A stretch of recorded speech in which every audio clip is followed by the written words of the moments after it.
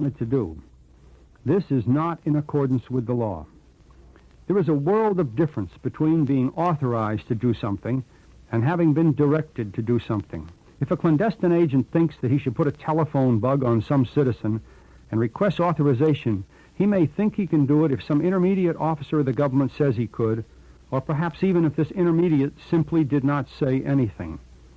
On the other hand, if the NSC has come up with something very important and feels that the CIA should do it, then it is an entirely different matter for the NSC to call the director of the Central Intelligence in and say, we want you to carry out this intelligence operation, to do it by a certain date, and report back to us.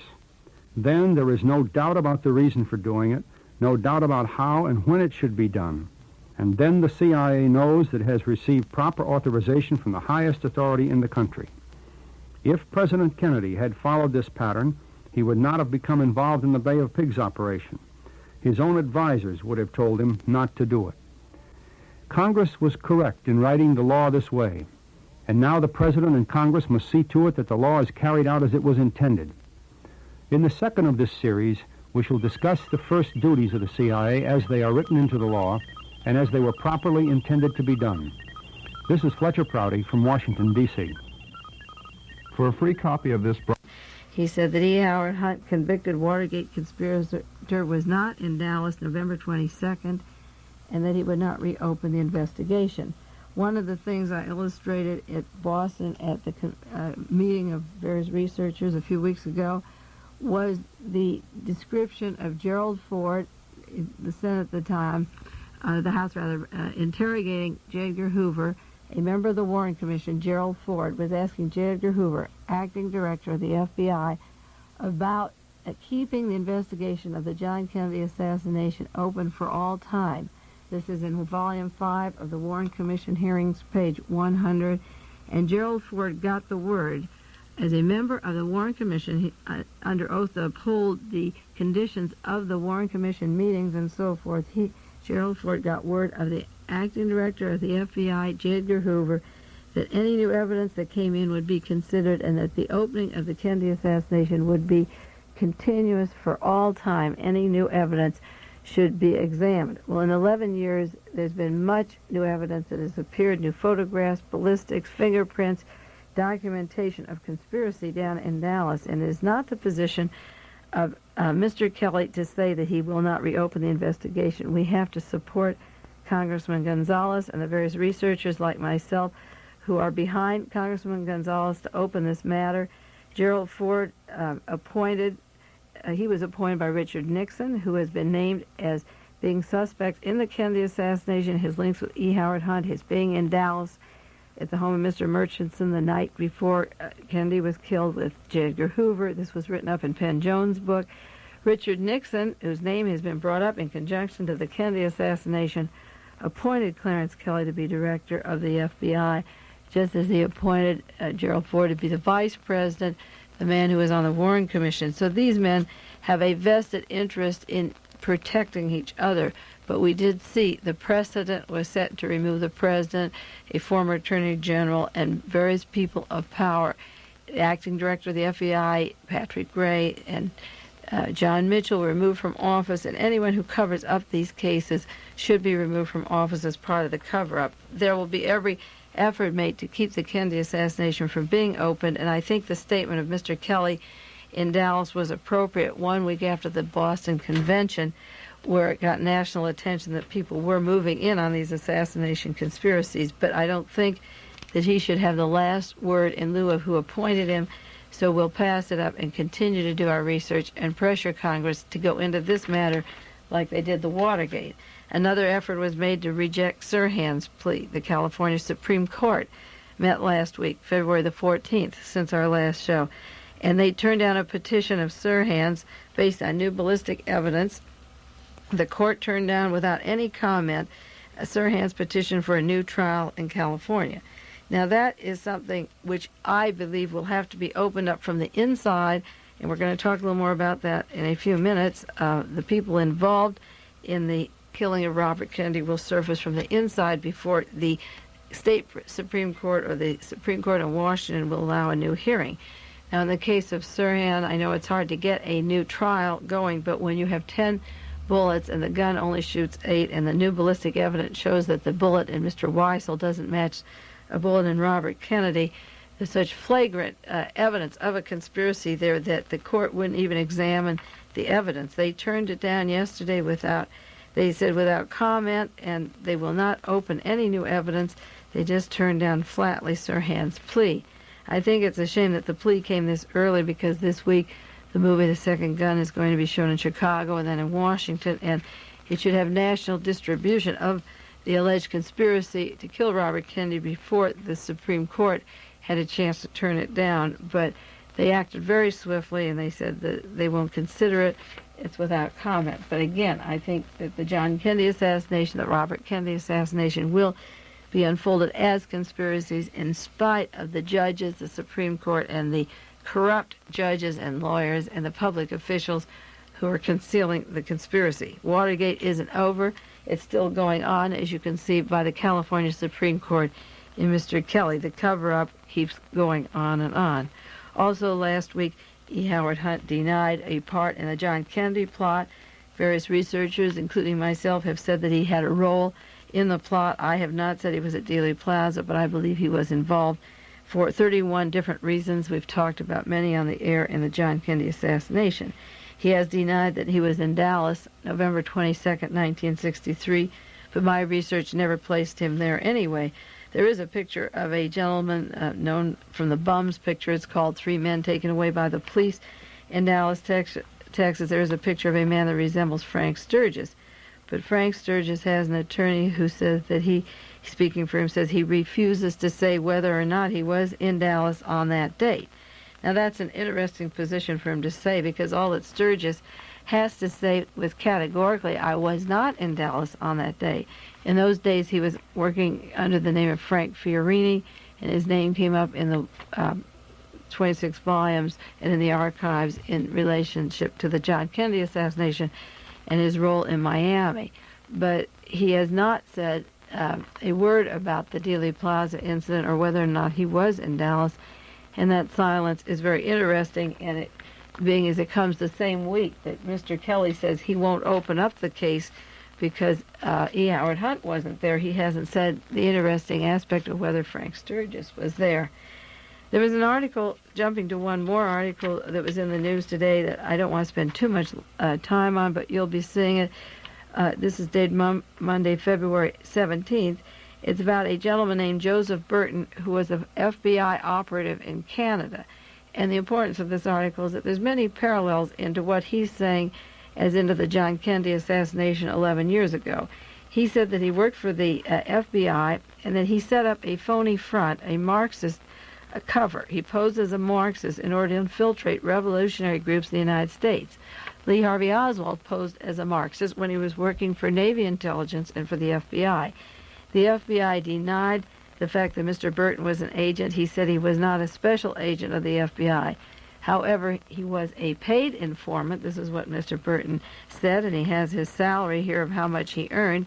He claims he was a paid informant and received $2,923 from the FBI, and Oswald, Lee Harvey Oswald, was also a paid informant of the FBI. He set up what he called in Tampa the Red Star Cadre, which was a front for his FBI work, which is a phony communist front that was his cover. That's the way the FBI, CIA has set up the Sudanese Liberation Army and a lot of these liberation fronts, which are funded by the CIA and FBI that do not, in fact, exist and create a lot of division among the radical groups later and are cover for other operations.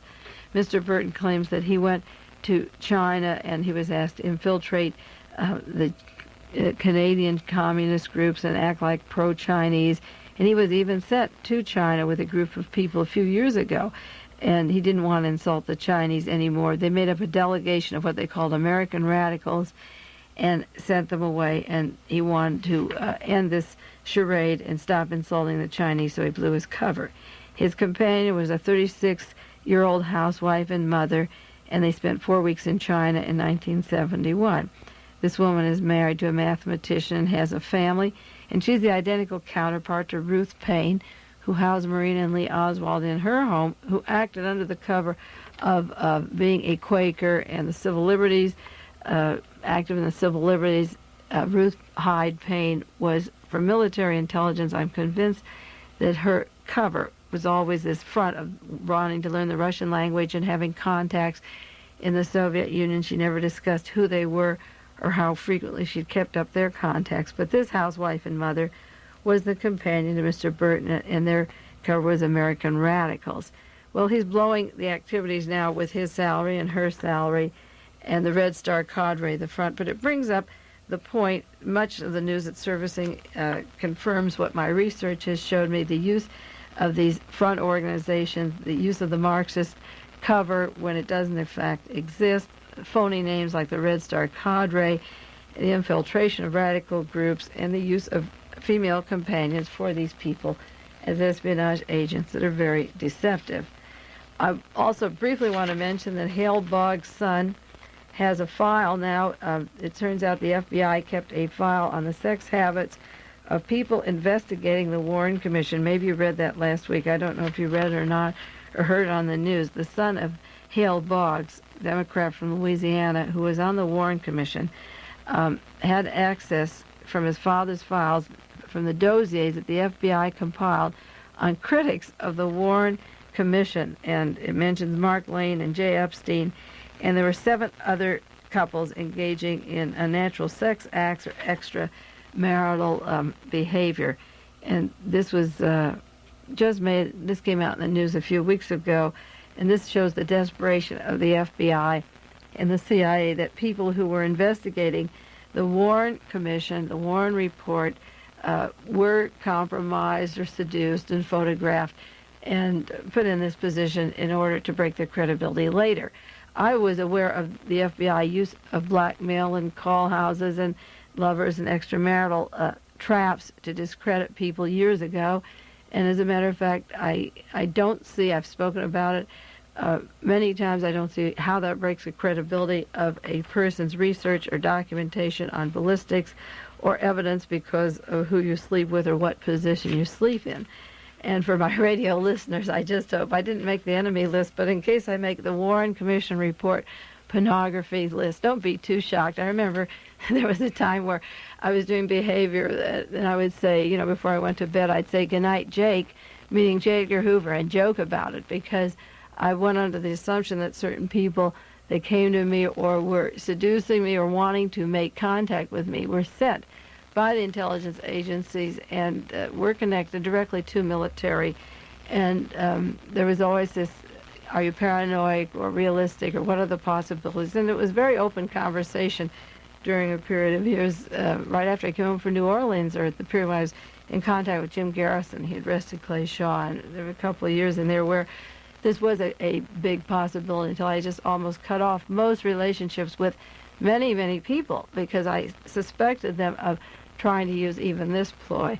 So now it turns out that they do have this list, and I'll write to Mr. Boggs' son and ask him, Tom H. Boggs, Jr., and see just which researchers the FBI did have and what he has on his desk. But nothing shocked me. It didn't shock me at the time. I knew they were doing it and capable of it. So I just thought I had my own personal life to live and my own way of doing things, and if that's what they want to do, they should do it. But I did bring it up as a subject, and a possibility many times, and I think it's pretty funny that now, these years later, it's coming in the news that this is, in fact, what they were doing to researchers. So we'll put a little investigative work on that and see what comes up. Now, the rest of the show today, I'm going to talk about 2 pieces of news that are terribly important, give you the sources of the information, because this is what I call a biggie. These are big stories. Sometimes you have isolated events like the things I just ran down that are happening in the news, but these are biggies, bigger than a half hour, and I do want to bring them up to you. One is an article in the New York Times by James Phelan, dated February the 8th, and it's about a burglary at the Howard Hughes headquarters on Romaine Street in Los Angeles. There was a burglary recently, and we're going to talk about it. The name of the article is New Hughes Mystery, a theft of secret papers and ransom. The man refused. This is New York Times. A burglary of the Hughes headquarters in Los Angeles, California. The second article, which is important, is from a magazine called Advertising Age, February the 3rd, 1975. And it's about the J. Walter Thompson Agency, the public relations firm, and their CIA connections and the links to the Soma Corporation, the Hughes Corporation, which was burglarized. And one article just came out February 3rd in a magazine called Advertising Age, February 3rd, 1975. And February the 9th, New York Times, is the article on the burglary. And there is a link here between the CIA and the Hughes Corporation and a Los Angeles Police Department and Leon Jaworski. And when I call it a biggie, I think if all the evidence comes out on this case, this is the way the Sirhan case could open up, or possibly how Sirhan was hired, how Thane Caesar from Lockheed could have been hired. There's a lot of ifs into what's going on into the relationship of these two articles, and I'll try to run them down for you. But it reminds me of the White House tapes, March 21st meeting of the President and John Dean and Robert Haldeman. This is in the Oval Office, and the President was worrying about how to cover up. This is March 21st, and they're worrying how to cover up their losses at the Watergate and to hold the line. And the President says there's a second line of attack, and it says, you never tell them what you know. You only answer questions on the basis of what they tell you. Never tell them what you know. And then Dean says, well, if we go that route, sir, I can give them a show. We can sell them something, just like we're selling Wheaties.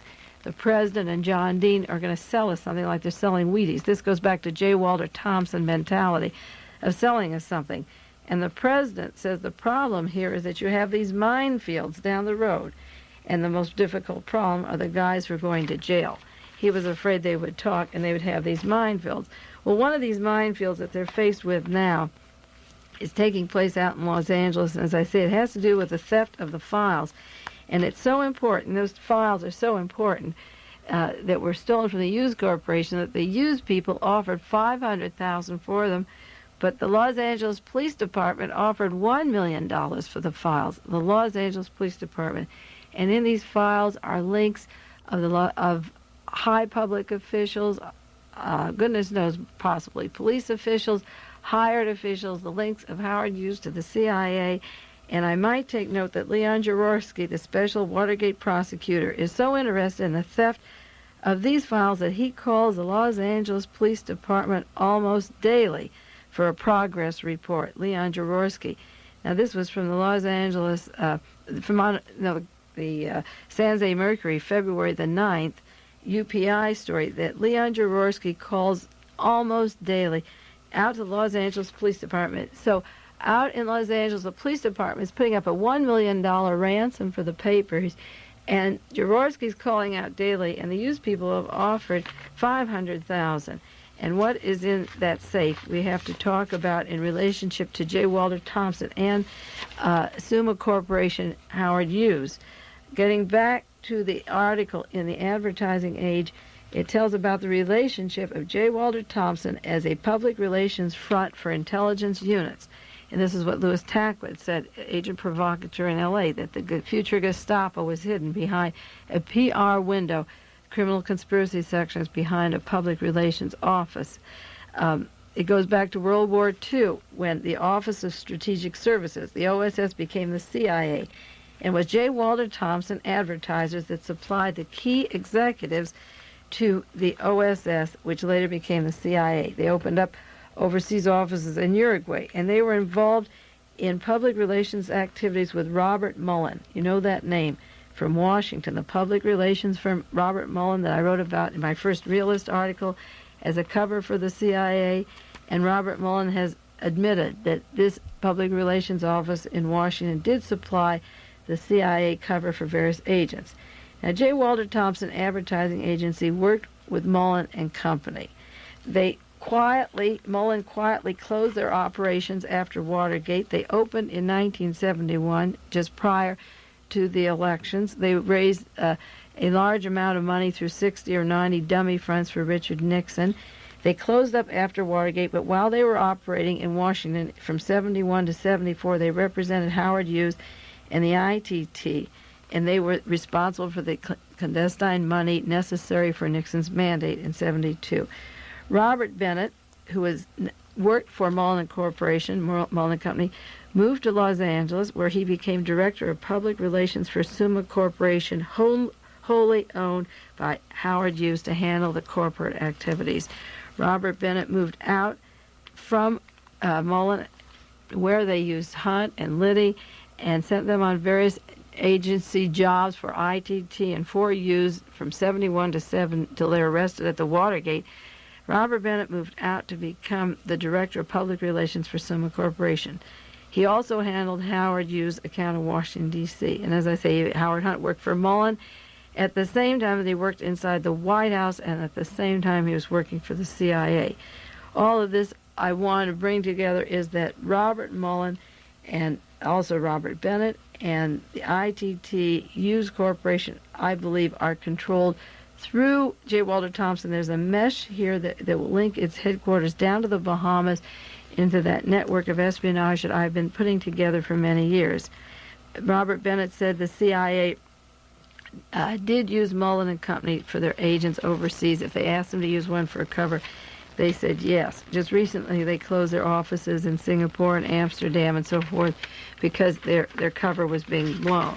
Robert Mullen is a close friend of top J. Walter Thompson executives. There's a very strong link here, and one of them is a Samuel Meek, M-E-E-K, who built up J. Walter Thompson's overseas international relationships. Robert Mullen himself is a retired Rear Admiral and has a lot in common with Meek, who was a decorated in World War I and has a long record in the Marine Corps. This is interesting to me because in the article I did in relation to Watergate and how Richard Nixon came to power, I said he was a clandestine agent selected by a group of people in aerospace and defense industry right from Navy intelligence, and selected as the front man for this team. And I have many, many files of the link of all the J. Walter Thompson people controlling Richard Nixon from the time they had him run against Jerry Voorhees, and then he went down to meet Bibi Rebozo, who was in charge of Nixon on his days off and time off and his payoffs. And Richard Nixon, the controlled president, was run by the Navy, and Gerald Ford, the successor, also was in the same team from the Navy intelligence. I feel that these are the people that control our aerospace, satellites, data banks, and future repressions, whether they're weather controls, famine, starvations, floods, or whatever. The group of scientists that came from Germany that were in conjunction with this team fit in a very tight picture that gets tighter all the time. A man named Peter Dunham was a former J. Walter Thompson vice president for their international group, and he was manager of the J. Walter Thompson offices in Mexico City, and they handled advertising and public relations for Mexico. There's a big relationship between E. Howard Hunt and his CIA assignment in Mexico, September and October 1963. When the Watergate story broke, it was the Mexican money in Barker's Bank which made the White House tremble. They called in their CIA man, Mr. Cushman from the Marines, again, to cover up the CIA involvement or the banking, that chain of command, so that we've never heard any more about the Mexican money. And it's still hushed up, and Mr. Jaworski sat on it. He was brought in from Houston, Texas, and he hushed this up and sat on it. And now he wants to know who took the files from the Summa Corporation. Getting back to the connections here to the robbery in Los Angeles, there was another gentleman, I want to bring down a few of these from J. Walter Thompson that are important, a Gene Olive that worked for the CIA, who was a close friend of Robert Mullins, who worked in Paris on special assignment since '59, who hasn't been seen.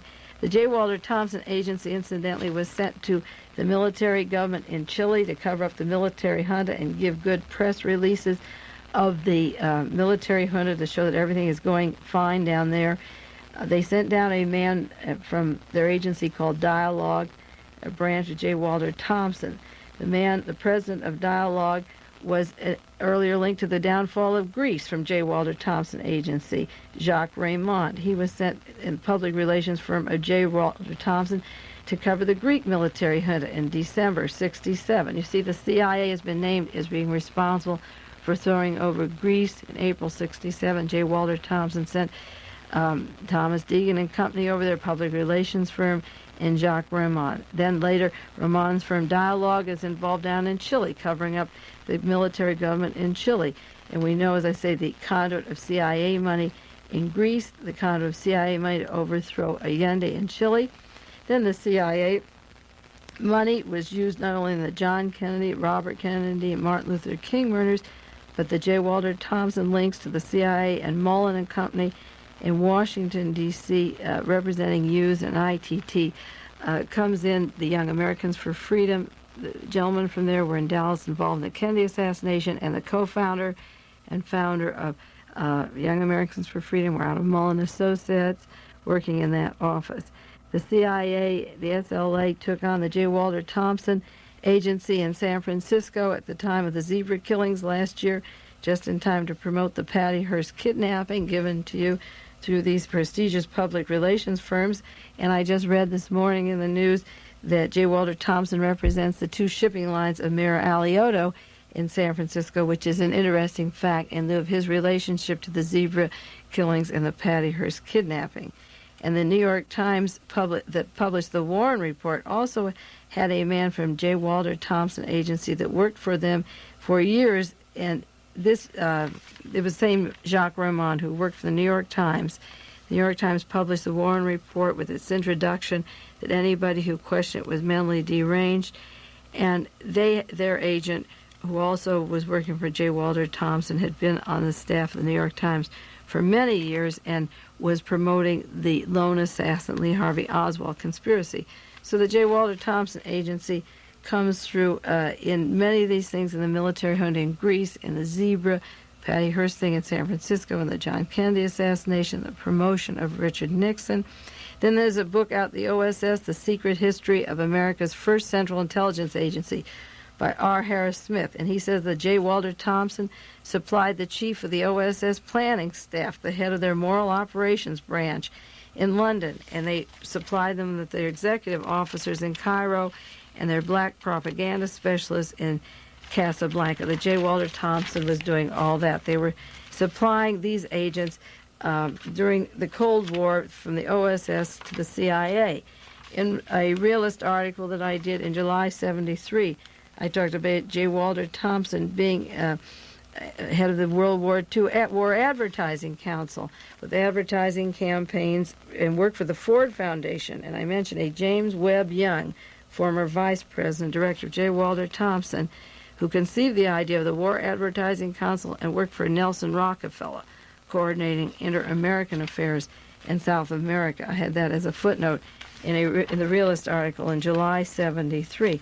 Well, it's important that Mr. Bennett, from J. Walter Thompson Agency, from the Mullen Associates that broke out, came out to California, and I want to show you the links now of that to the Soma Corporation, because there is a link here to, swinging now to the New York Times article about Howard Hughes' headquarters being burglarized, because I think it's important that the office that Robert Bennett had representing Howard Hughes in Washington, D.C. when it broke up, he came out to California to work for this Hughes empire, and it was this empire that was robbed in a very strange way. But the papers that will come out may help us researchers into the political corruption and conspiracy in the United States. 8 months ago, June 5th, 1974, the Howard Hughes headquarters were burglarized in Los Angeles at 720 Romaine Street. Now, this was known as the Hughes Empire for a quarter of a century. It was the nerve center of the Hughes Empire. Now, that's an interesting point, because I maintain that Howard Hughes hasn't been seen for 20 years. 25 years ago on Romaine Street, this was set up. 2 years later, Secretary of the Air Force Harold Talbot was the one who told Howard Hughes in the presence of Noah Dietrich that it was a mistake entrusting the nation's security to an eccentric like you. Then the Hughes Medical Foundation was set up, public relations firm, and then Mr. Bennett came out here just recently, and after he arrived here, these safes, 2 of the 11 safes were broken into. Now, the Hughes officials offered $500,000 for the documents that were stolen, but the Los Angeles law enforcement want $1 million for the documents. Now, no one will say where the $1 million is coming from, or why the law officials want $1 million for papers that the youth organization only will offer $500,000 for, or why Leon Jaworski calls out daily to find out what's going on. But 2 large safes were opened and ransacked. And incidentally, as I'm talking about this is coming from the New York Times. The California papers are having hardly anything or nothing about what is going on out here. It's coming from the east. 2 large safes were opened and ransacked, and what is claimed is these papers would show the links of the Howard Hughes empire to the CIA, and they've been taken out of these safes. There's a Los Angeles man who's ready to testify before a grand jury this week. He has copies of a few of the stolen documents. And there's a difference in what was listed as stolen and what appeared in the press. The burglary was put down only one day. It said some items were stolen from the Hughes empire, but secrecy was imposed immediately on the stealing of the Hughes papers by the Los Angeles Police Department. Commander Pete Hagan, the public relations spokesman for the Los Angeles Police Department, who's handling the matter and has imposed this secrecy, is the same Commander Hagan who, as a public relations man, called in the TV cameras to be present when the 6 SLA people were burned alive during your dinner TV. There was a lot of publicity to that cremation, and the same Commander Hagan who wants this secrecy on the newspapers, and the police down there are offering $1 million for them. There's an order down there, and this thing has been quieted about it. But 10 days ago, certain aspects of the burglary began to appear, even though the burglary was 8 months ago, and copies of different documents began to surface, and somebody's trying to sell them over to Der Spiegel over in West Germany. They're 2 large footlockers, and the agents down there are afraid that whatever was stolen will be copied before it's returned, and they don't know when they return it at what point this blackmail or this covering up isn't going to continue going on.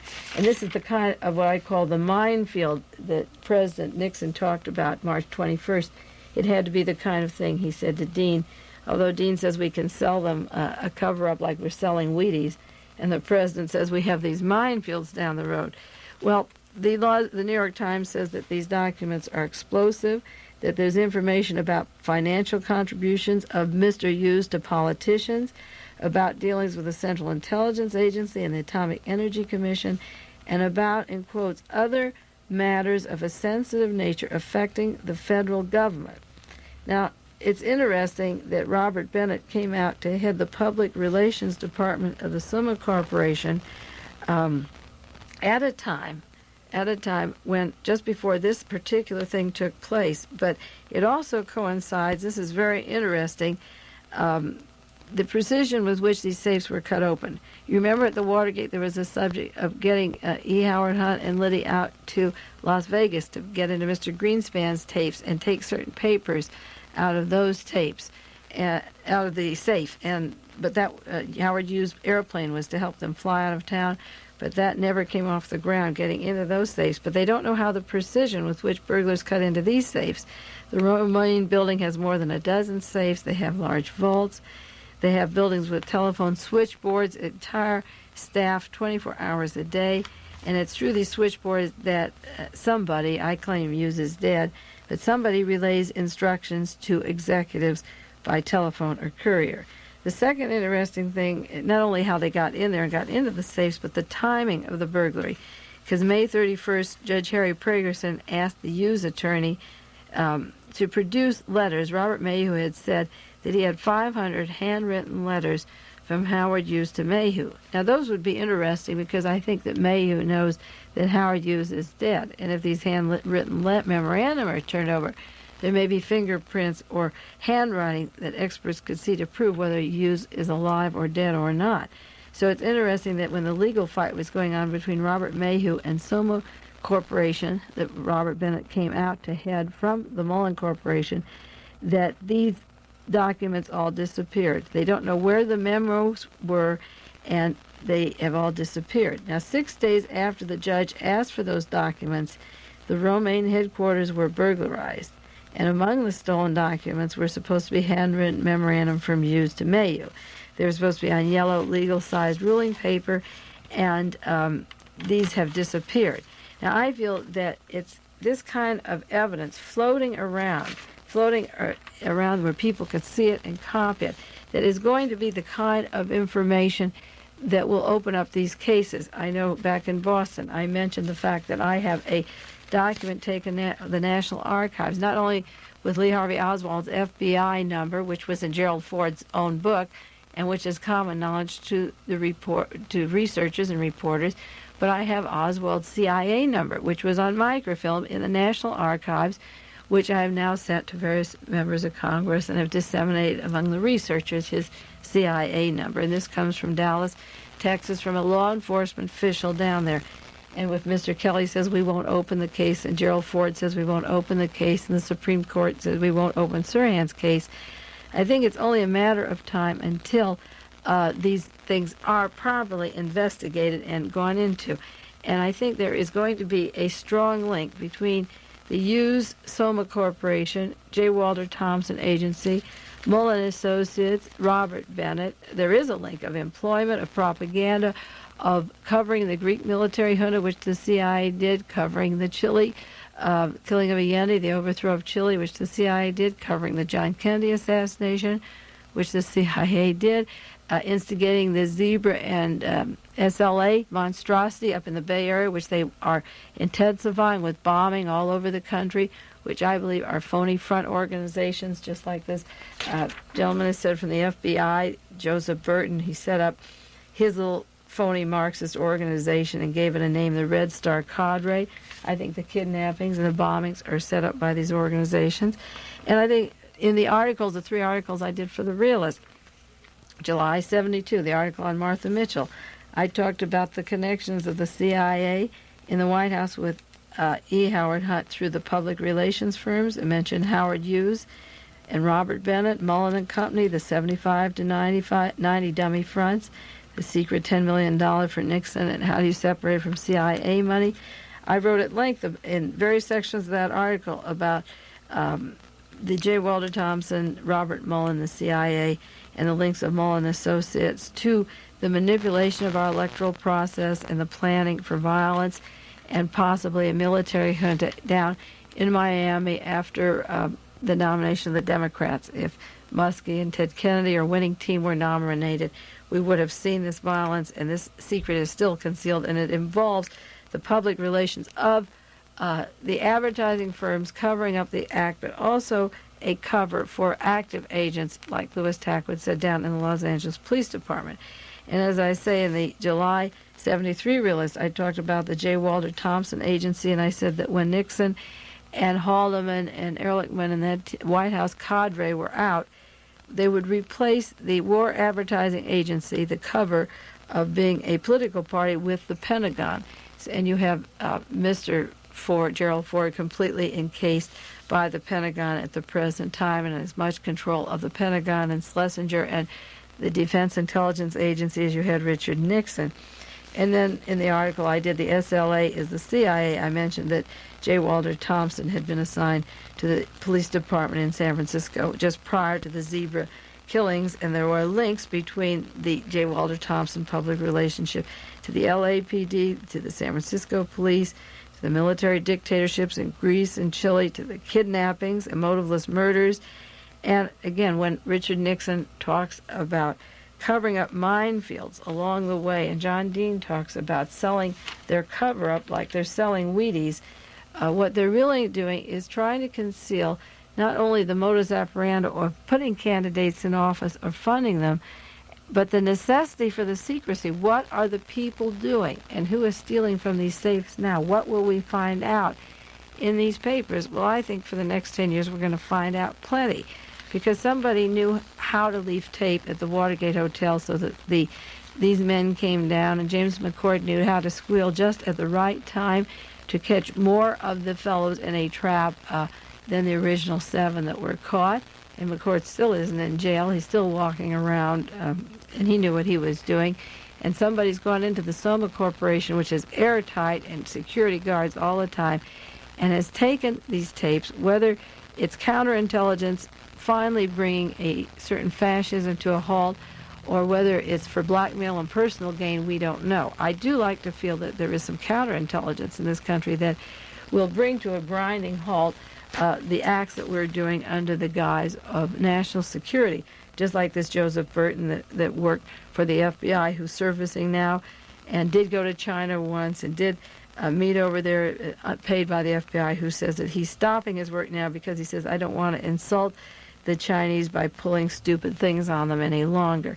Maybe the Soma place was robbed because of that, but there are tight links between the White House, Howard Hughes, ITT, the J. Walter Thompson Advertising Agency, military dictatorships, and in 45 minutes or 30 minutes we can't go into all the links, but get these articles if you can, and I'll see you next week. One was Advertising Age, February 3rd, 75, on J. Walter Thompson's links to Robert Bennett, Mullen, and the CIA, and the other one is the New York Times, February the 9th, 1975, on the theft of the secret papers in Los Angeles. Get those two if you can and save them, because you'll see a lot more headlines coming as a result of those thefts.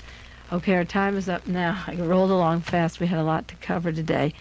I'll see you next week. Take a breather. I'll see you next week on Dialogue Conspiracy.